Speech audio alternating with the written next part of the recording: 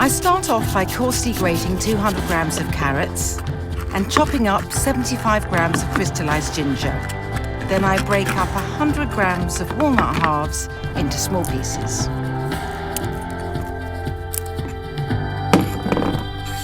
Next, I want 200 grams of plain flour, half a teaspoon of bicarb, a teaspoon of baking powder, and a quarter of a teaspoon of salt.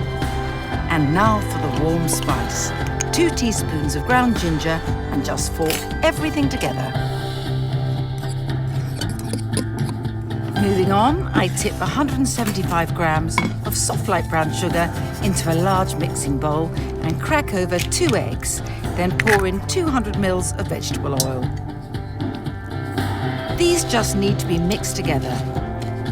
Then I gradually add the dry ingredients and stir until everything's combined.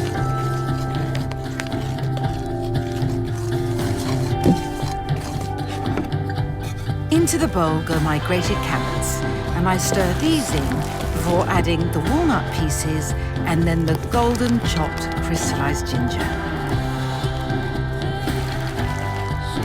Once everything's combined, I dollop the mixture into a lined 20 centimetre springform tin. I give it a good wrap on the counter to help level the batter.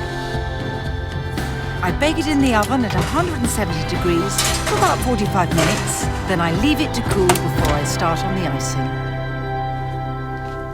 Just as with a traditional carrot cake, I'm making a cream cheese icing.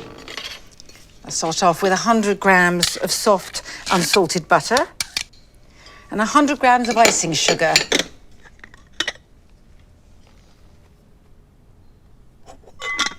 I'm going to beat these together.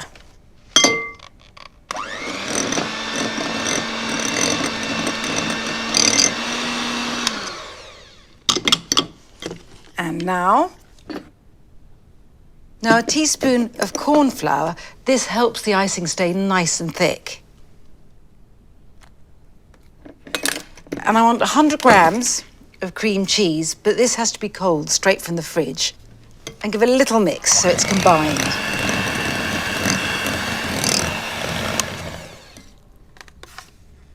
And this is no ordinary cream cheese icing because I want everything shot through with ginger. And I don't know if I've ever shown you my ginger juicing trick, but it's a crucial part of my cooking life. So coarsely grate some ginger out onto a plate. And what about a tablespoonful?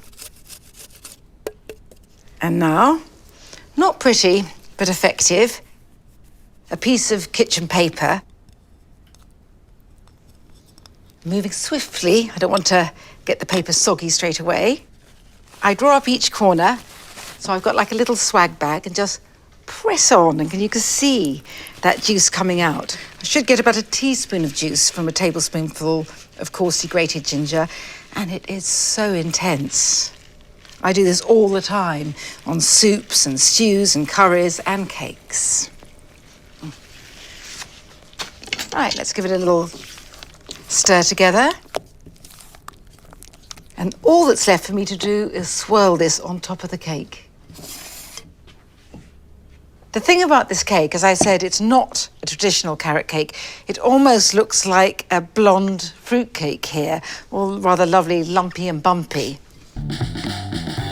And there's only one layer of icing, which I think is perfect. A generous layer.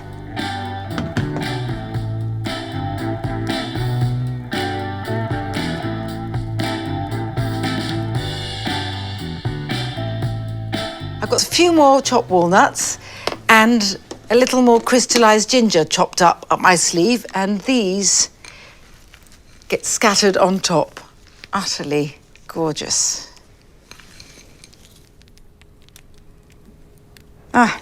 Instant eat me appeal, if you ask me. And even if you don't, pale gold sparkle.